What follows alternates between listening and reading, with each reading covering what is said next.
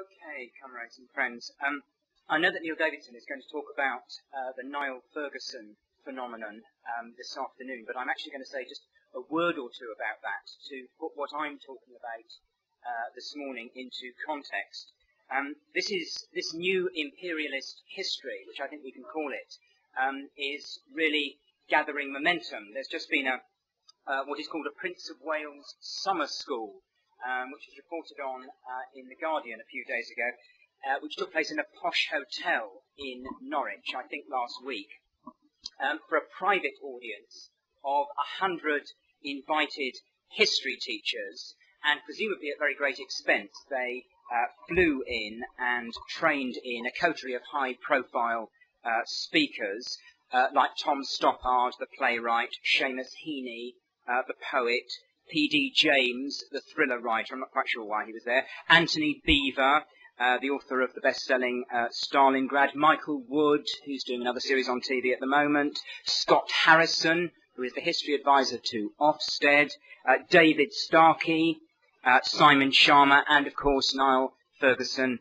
himself. There was even a flying visit, I understand, by that intellectual giant Charles Windsor. So it's not an average academic conference, this. It's more like a right-wing rally, and the dominant theme was that we need to restore the British Empire to a central place in the way in which history is taught in our schools. Let me just quote very briefly what Ferguson had to say about that. It is for him the big story of British history in the modern period. Teaching British history without it, he said, is like Hamlet without the prince. It's been a real oddity that for 2 or 3 decades, British history has been taught with the British Empire largely absent. We can teach the British Empire without saying it's either good or bad. It was both good and bad. One simply needs to know about it, how it arose and how it declined, and so on. Now, really, in a way, what I'm talking about, and in general what I'm involved in my work, is part of that debate. Because if the American empire of the present is being openly compared with the British Empire of the past, such that the history of the British Empire is being rewritten and is being brought back centrally into the way in which the recent past is discussed, it's also true that there have been open comparisons between the American Empire and the Roman Empire. And it's also true that when the British Empire was in its heyday, the classics were taught, ancient history was taught, the grandeur that was Rome was taught, because it was considered to be a suitable education for the officers and the civil servants and the gentlemen who were going to go out in the 19th century to administer the British Empire. So if the new imperialism is generating a new imperialist history, which clearly it seems to be doing, then part of the discourse which we have to have is a critiquing of the idea of the grandeur that was Rome. And in some ways, when we deal with that paradigm, and what I mean by the grandeur that was Rome is the idea that Rome represented culture and civilization and progress, something that should be regarded as a model, something that moved history forwards, in contrast to what had come before and what, to a degree, existed subsequently. If that is the picture that is commonly presented, it's actually a more difficult one for us to deconstruct, and that's because our source material for doing so is so much poorer. Because the record, the literary record and the archaeological record for antiquity, for what was happening 2,000 years ago, is dominated to a far greater degree by the elite. The elite creates virtually all the literature. The elite creates virtually all of the great monuments. The elite creates most of the material culture that is recovered archaeologically. So to construct a history from below, to critique imperialism from the perspective of its victims, is a more difficult thing for us to do, I think, when we're talking about antiquity. Now, the one great exception to that, and I think it is the one great exception, is ancient Palestine. In the case of ancient Palestine, we have powerful voices from below in the literature. And we also have an archaeology from below, which has fed off that literature. There's an exploration, if you like, of what was happening in ancient Palestine that flows from those insights into a popular movement that we have from the surviving sources. Now, I want to just say a very quick word about the three principal sources. The first is this: Josephus, an aristocratic Jew who spoke Greek and wrote in Greek, and subsequently Romanized and became fluent in Latin also, subsequently indeed became a court historian of the Roman emperors, but who was actively involved in the opening stages of the revolt. He subsequently turned coat and went over to the Roman side, but he participates actively in the opening stages of the revolt, and then subsequently writes a very, very detailed history of both the revolt and several hundred years, in fact, of Jewish history preceding the revolt, but in great detail, the 100 years or so immediately before. Now, it's an apologetic. It's an aristocratic history. It's got all sorts of problems of bias and distortion, but it is an extremely valuable source in giving us a basic outline. And let me just make this comment about the Hellenistic tradition of writing history, which is the tradition within which Josephus works. It is not part of the Hellenistic tradition of writing history that you make up the facts. You select the facts and you put a moral gloss, a moral interpretation on those facts, but you don't actually make the facts up. So Josephus is a fairly reliable source for what is actually happening on the ground. The problem is that he's very hostile to the popular movement and very rarely gives us any real indication of what the ideology of the popular movement is. But we have two other sources with which we can supplement our reading of Josephus. The two other sources are these. Savour this moment, comrades, because this is probably the only occasion when the Holy Bible is going to be brandished at a Marxism meeting this week. And it's being brandished now because it's actually a revolutionary text. The problem with it is, of course, it's many other things also. There is the gloss of later Jewish rewritings of the original texts. There's the problem in relation to the New Testament, which records the mission of Jesus Christ, of a Christian gloss being imposed upon the text at the end of the 1st century AD.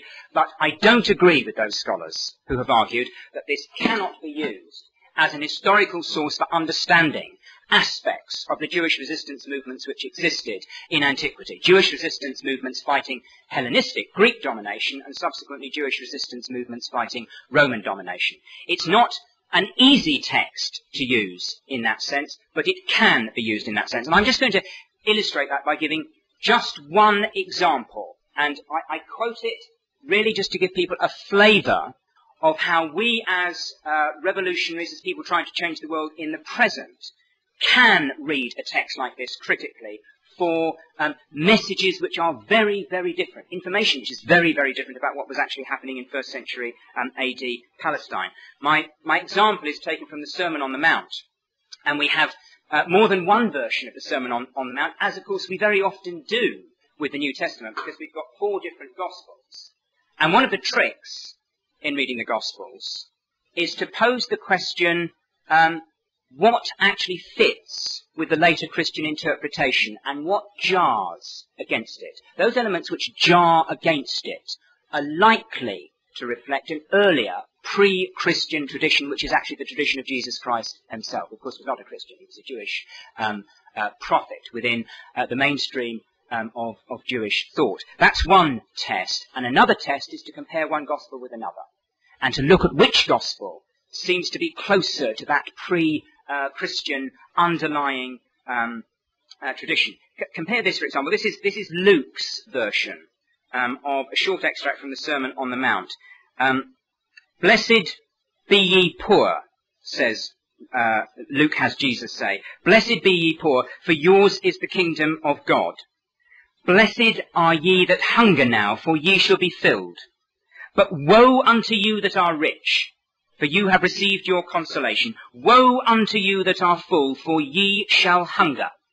Now, in the context of the 30s AD, presented to a Palestinian peasant audience, a Jewish peasant audience in Galilee, that, and interpreted in terms of a developing Jewish tradition, that actually would have been understood in exactly the way it sounds. An invitation to the poor to achieve material satisfaction in the present. Listen to how it is transformed in Matthew.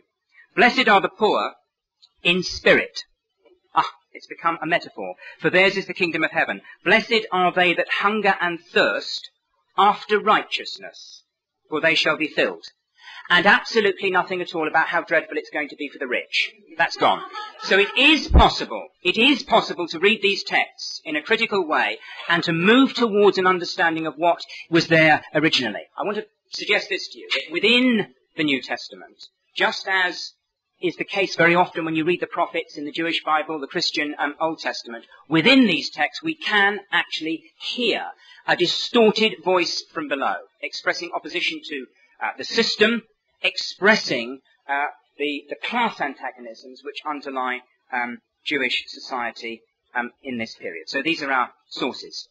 Now, what can we do with this source material? Well, let's first of all get a sense of how this is a world divided into two different blocks.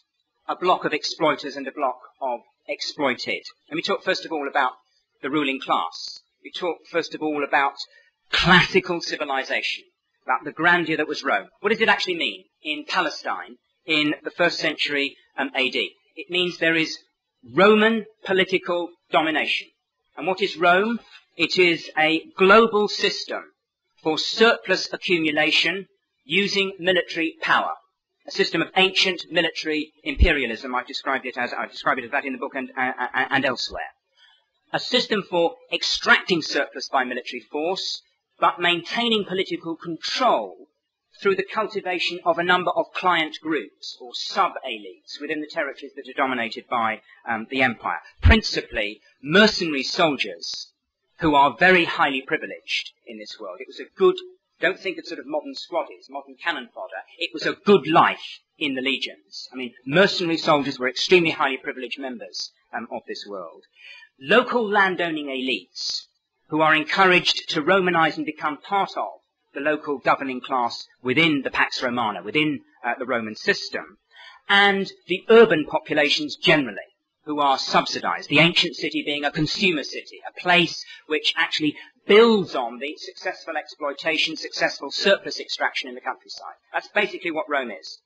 So if we look at the detail in Palestine, what we see is that some parts of Palestine were under direct Roman control. They were governed by a procurator and Roman civil servants, but working through sections of the Jewish upper classes. And the Jewish upper classes at the time were a landowning class, but a landowning class particularly associated with the temple and a high priesthood and a Sanhedrin, a ruling Jewish upper class council, which was also a kind of religious council, a kind of aristocratic assembly come Holy Inquisition. But also within the area under direct Roman control there are mainly Greek-populated cities, and those Greek urban communities are also one of the client groups through whom successful Roman administration is maintained. There are other parts of Palestine that are directly ruled by a Jewish client king. This is King Herod Agrippa II, and the use of client kings in this period is widespread. And of course, all empires have this kind of system where you have proxy states, you have client states that are actually administered by political authorities that you can trust, and political authorities that you have the power, if necessary, to remove and replace. And there are other parts of Palestine that are under the control of Greek cities.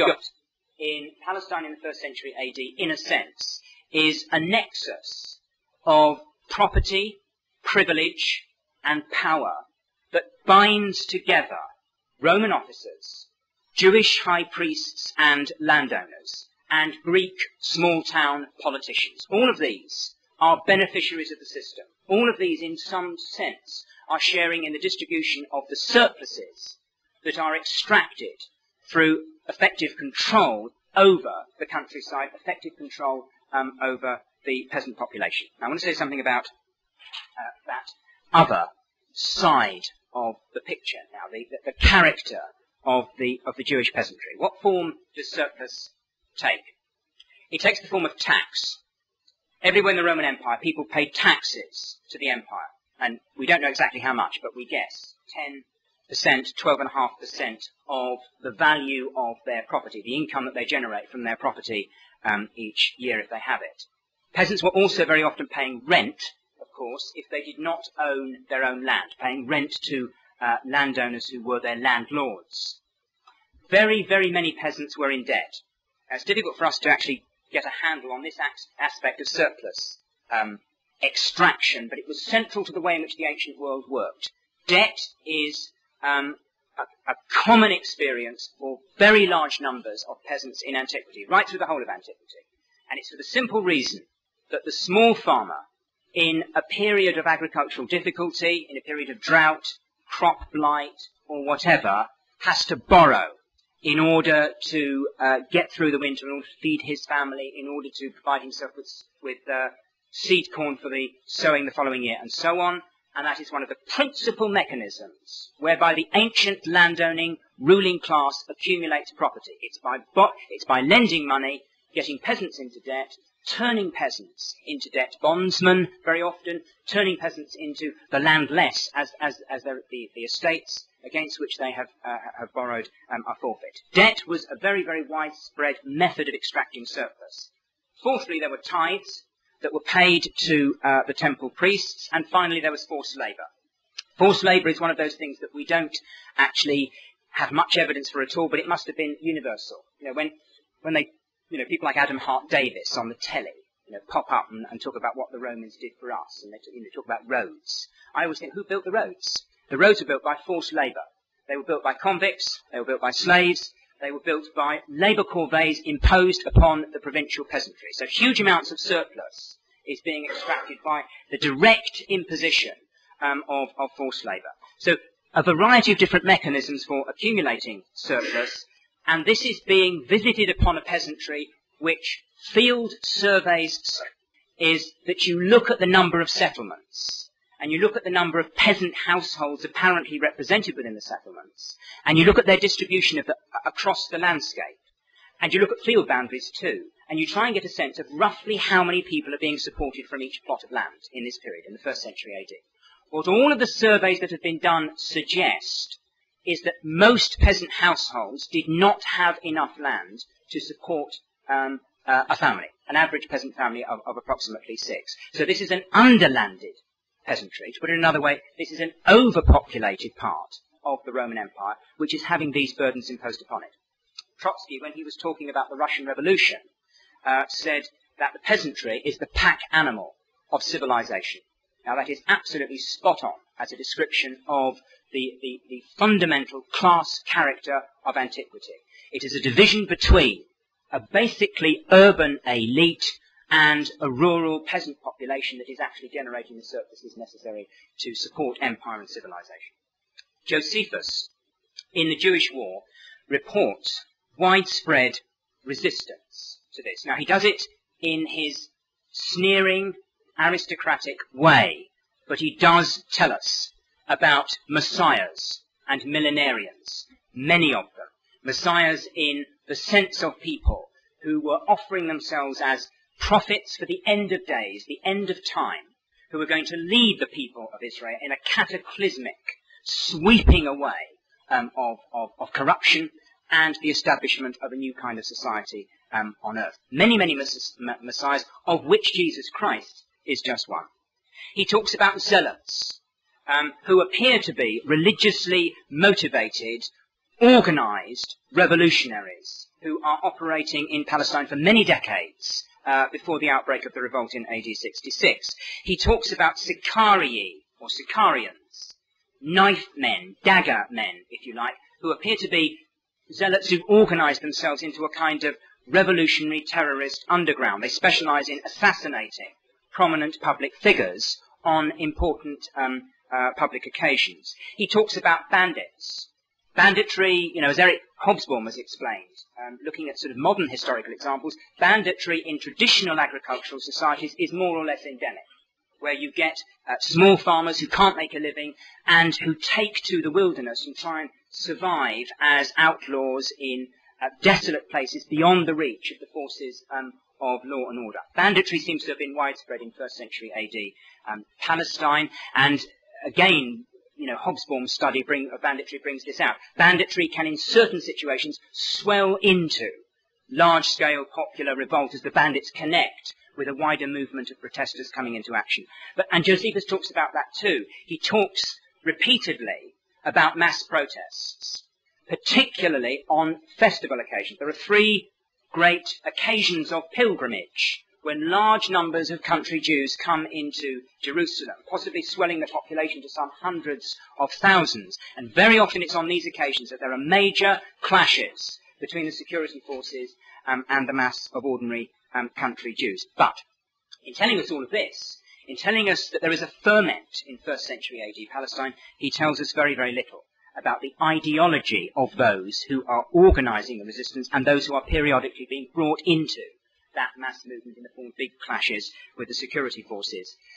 And it's the Dead Sea Scrolls that I think are absolutely crucial to our understanding of this. The Dead Sea Scrolls, I think, are one of the greatest archaeological discoveries of all time, because these are voices from below, masses and masses and masses of text produced by what seems to be a revolutionary grouping that is actively organising to overthrow the ruling class. They were discovered in the late 40s, early 50s, in 11 caves in the northwest, in an area around Qumran, on the northwestern edge of the Dead Sea.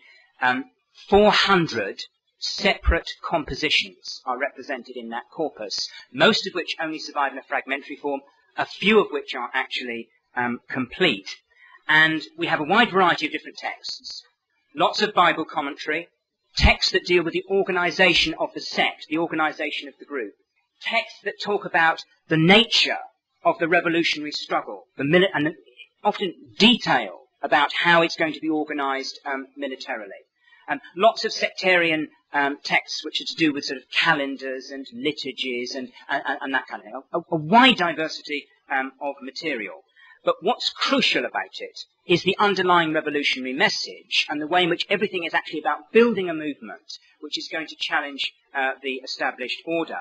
And the Dead Sea Scrolls give us the opportunity to put, it seems to me, the Gospels into context and to read the Gospels in a radical way. Let me just summarise what I think are the key things about the scrolls and what the scrolls are saying. And I'm going to use 1 or 2 quotations to illustrate this. The scrolls reflect a dichotomous worldview. They have a picture of the world as being divided into 2 great forces. Now that is absolutely fundamental to revolutionary ideology throughout history. Slave and free, capital and labour, and so on. Throughout history, revolutionary ideologies have of course been dichotomous. And not only are there 2 great forces that are seen in the world, but these forces are locked in struggle. They're locked in conflict with each other. And the religious conception of that is inextricably intertwined with the social. I think the metaphor that's sometimes used when we talk about religion as a way of expressing ideas in the past as a kind of cloak, a cloak for social aims, a cloak for political ambitions, is quite wrong. Because actually it's a denial of the thought world of ancient and medieval people. Their thought world, their belief system, creates a kind of language which is religious, which is theological, for making sense of their own social experience, for making sense of their own world. You can't separate the 2 things at all. Let me quote a passage from the scrolls, which I think conveys this very, very well. This is from the War Scroll, which is one of the small number of documents that we have complete. Thou wilt kindle the downcast of spirit, that it's addressed to God, and they shall be a flaming torch in the straw to consume ungodliness, and never to cease till iniquity is destroyed. For thou wilt deliver into the hands of the poor the enemies from all the lands, to humble the might of the peoples by the hand of those bent to the dust, and to bring upon the head of thine enemies the reward of the wicked. We will despise kings. We will mock and scorn the mighty. For our Lord is holy, and the King of glory is with us, together with the holy ones. Smite the nations, thine adversaries, and devour the flesh of the sinner with thy sword. The religious and the social is absolutely inextricable. And running right through the scrolls is this identification between righteousness and poverty. The sons of light that constitute one side of that dichotomous view of the world. The sons of light are both poor and holy at the same time. And the sons of darkness, the followers of Belial, the followers of Satan, are both corrupt and unrighteous, and also at the same time rich. Also at the same time inextricably part of or associated with the ruling class. What is also present in the scrolls is the idea that those who belong to this grouping are part of a minority that has remained true to God. And this minority is trying to win hearts and minds. It's trying to win the majority to forge a new covenant with God. In other words, they actively think of themselves as a revolutionary organization trying to win a majority of ordinary poor Jews to a perspective of revolutionary struggle to transform the system. And that revolutionary struggle is described, of course, in religious terms, and it is the apocalypse. It is the apocalypse which I use as the title of the book because this, in a sense, is the original apocalypse. This is the idea that at the end of time, at the end of history, if you like, God will support his people in waging a mighty holy war which cleanses the world of corruption and builds heaven on earth. And the crucial point is the apocalypse is about a transformation. It's not pie in the sky at some indefinite point in the future. The apocalypse is about a transformation of the world in which we all live that is absolutely imminent. So again, that inextricable linking together of a religious conception with the vision of social transformation. And that is conveyed, I think, in...